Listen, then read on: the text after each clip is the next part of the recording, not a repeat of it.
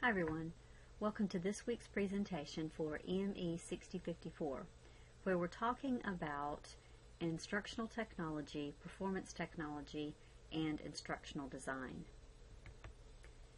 Now, these are three terms that sound very familiar, but they are very different concepts. We've already begun to explore how they're alike and different, but we haven't yet looked at their relationships much. So that's what we'll do in this presentation. What I'd like to do is briefly look at each of these concepts independently, and then we can see how they're related. So that's what's on the agenda for this presentation. We've spent several weeks looking at different aspects of instructional technology, so hopefully you're beginning to get a better feel for what it's all about. For the sake of this week's explorations, let's take just a minute for me to make some statements about what instructional technology is so we can see how it's alike and similar with regard to performance technology and instructional design. In 2008, the Association for Educational Communications and Technology, or AECT for short, defined educational technology as the study and ethical practice of facilitating learning and improving performance by creating, using, and managing appropriate technological processes and resources. Now, keep in mind the AECT is a leading organization in our field, so this official definition is pretty significant. This definition is the most recent, but let me make you aware that AECT is looking at the 2008 definition and will likely be updating it. So we'll see what a change in the new definition might bring. Now you'll notice in the 2008 definition that it uses the term educational technology rather than instructional technology. In 2013, AECT published a book titled The Encyclopedia of Terminology for Educational Communications and Technology. And in that book, Dennis Linka suggests that the term vacillates between educational and instructional technology. But according to AECT, instructional is a narrower term and is a subset of educational. Linka suggests too that educational technology is the term most commonly used in education, and instructional technology is the term most commonly used in corporate settings. At any rate, the AECT definition says that educational or instructional technology is about facilitating learning and improving performance by creating, using, and managing appropriate technological processes and resources. Now, as you'll soon see, instructional design is how we create, use, and manage these processes and resources. You also likely notice the term performance in this definition. This term performance is also in performance technology. So IT is concerned with performance. And as you'll soon see, performance technology is as well. At this point, you may be wondering how these terms are so different if they're so related. Well, let's look at one point in the definition that is distinguishing and that will be a common point that we will continue to come back to in our discussion of the relationship between these terms and their corresponding fields. IT, or instructional technology, looks at performance as it relates to learning. The definition says facilitating learning and improving performance. This performance improvement relates directly to learning performance and how we facilitate that learning performance. There's no intent to address any other type of performance gap with instructional technology. So with instructional technology, we identify a gap in performance that can be resolved through facilitating learning and creating, using, and managing appropriate technological resources and processes. That allows us to address the learning-related performance gap. Instructional design is the process that helps us successfully implement or practice instructional technology and performance technology, as we'll soon see. When we looked at the history of instructional technology, we also looked at the history of instructional design. Why? Because instructional design is inherent in instructional technology. It's a process that guides us in creating, using, and managing appropriate technological processes and resources. Now, you likely noticed that that's part of the 2008 definition of educational technology. So instructional design guides us in successfully creating those processes and resources needed to facilitate learning and improve performance gaps that are related to learning. So ID is very systematic, and it helps us ensure that the instruction we develop is focused on the learner and that it's effective and efficient.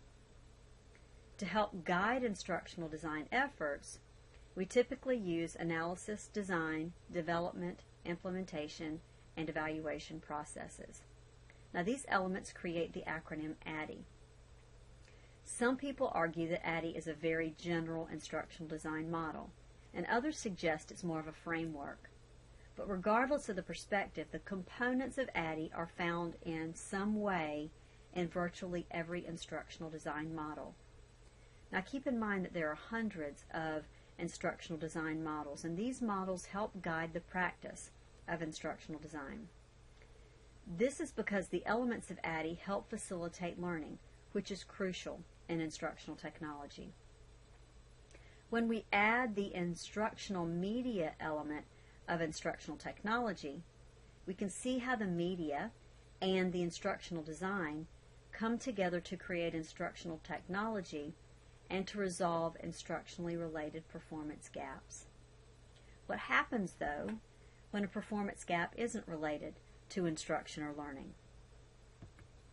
Well, that's where performance technology steps in.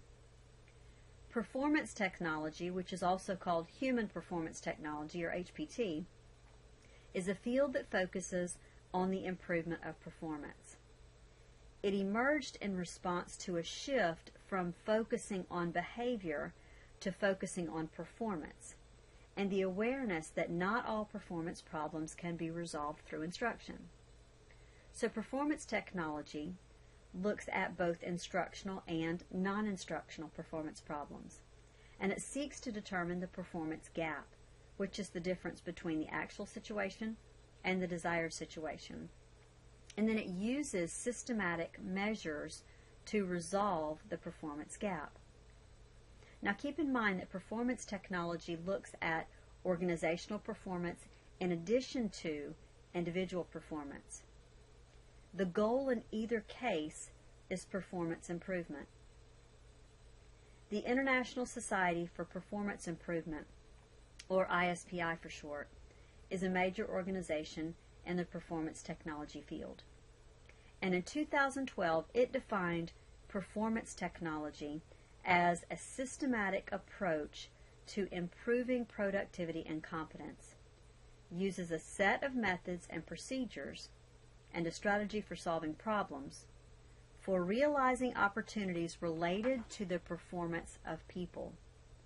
More specifically, it's a process of selection, analysis, design, development, implementation, and evaluation of programs to most cost-effectively influence human behavior and accomplishment. So, whereas with instructional technology, we focus only on instructional performance interventions, we don't restrict performance technology in that way. With performance technology, we look at both instructional and non-instructional interventions with the same intent of improving performance. This is why the definition states improving productivity and competence, pointing to both instructional and non-instructional facets. Now you'll see we have similar processes of analysis, design, development, implementation, and evaluation that are inherent in instructional design. So we see that performance technology is systematic as well, and it uses methods and procedures as both instructional technology and instructional design do. So with performance technology then, we identify and determine the causes for the performance problem, and then we develop and evaluate solutions for performance issues and address all of the performance problems. Like instructional design, we use models to help guide our work in performance technology, and it's process-driven. Another key to performance technology is that we could be looking at a need, a problem, an opportunity, or an attempt to avoid future problems. Now notice all of these could address performance, could be instructional or non-instructional in focus, and could be individual or organization focused. So that's the bare bones of performance technology. Now let's see how instructional technology, instructional design, and performance technology are related. Now let me begin by saying that there are different ways that people see these relationships, and there's no one right perspective. The point is to be able to articulately explain the relationships as you see them and to justify your own position. Some people use the term umbrella to discuss the relationships among IT, PT, and ID. Some say instructional technology is the umbrella over performance technology. Others say performance technology is the umbrella over instructional technology, etc. Others use a familial relationship to demonstrate the relationships that exist, saying one is the parent or that they're siblings and that type of thing. Chung in 2008 used this familial relationship analogy. But the attempt is to provide a way for us to piece together the concepts based on the relationships. The way people see these relationships seem to be focused on historical perspectives or on scope. And by that I mean some people base their perspectives of the relationships on what came first historically and which emerged from the other through historical events. Others base their perspective on one having a larger scope and the other being a subset of that larger scope. Still others say that they can operate in isolation. So as you can see, there really is no standard perspective or no one way to see how these are related. I'm going to share with you some of the perspectives that are out there, and you can determine for yourself how you see them related. Now, I'm intentionally not sharing my personal perspective because I don't want to influence you as you develop your own perspective. The first perspective I'd like to share is based on a historical perspective.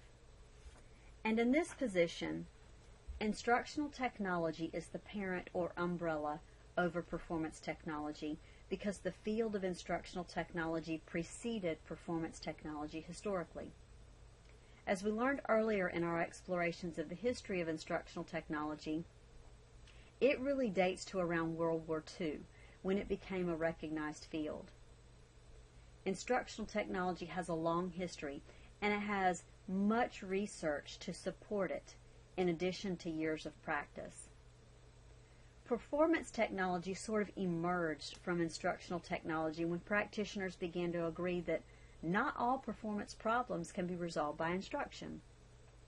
So around the 1960s or 1970s, performance technology arose as a way to address performance problems that aren't related to instruction.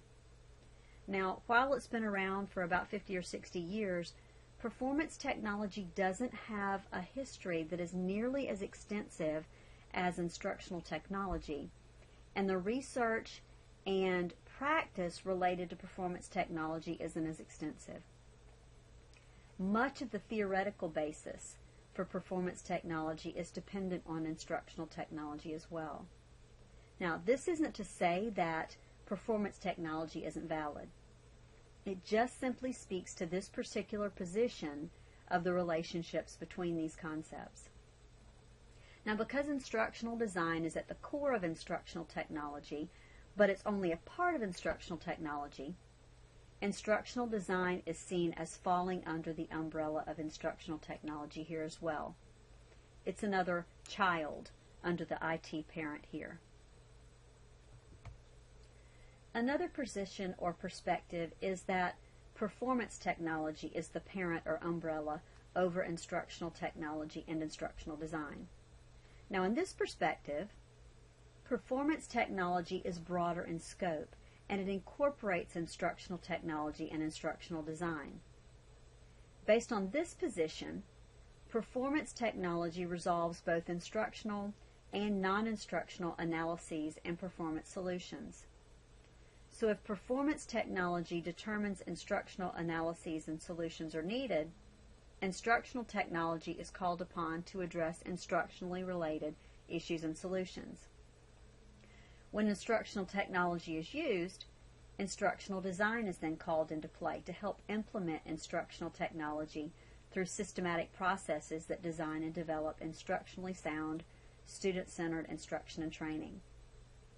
From this position, performance technology starts with a problem and either branches that problem to a non-instructional or an instructional approach.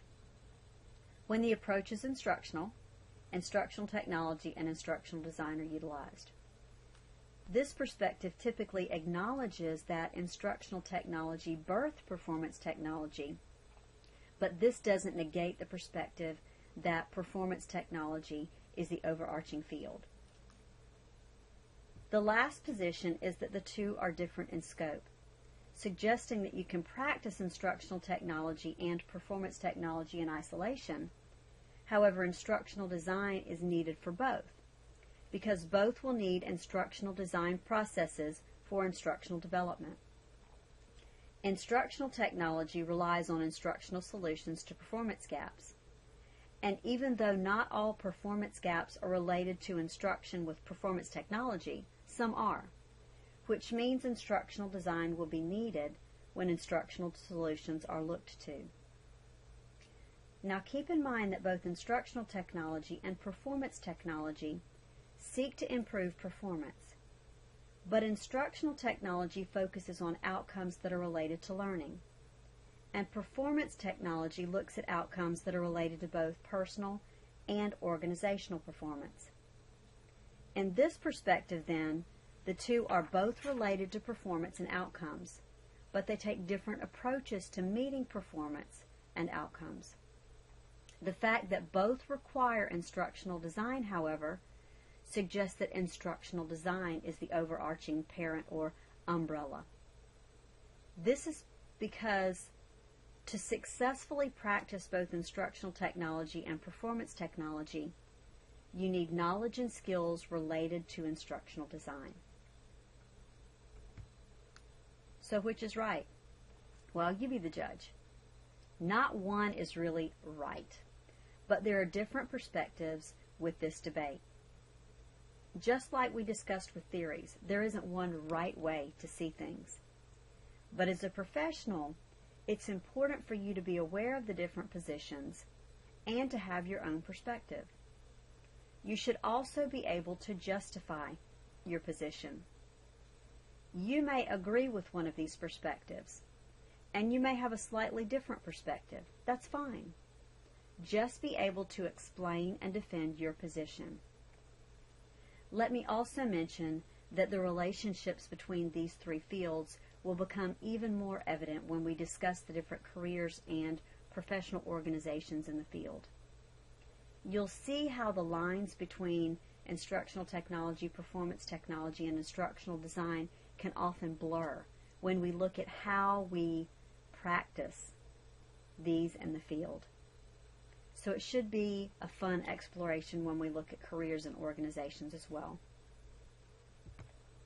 And that's it for this presentation. I hope you all have a great week, and I'll see you online.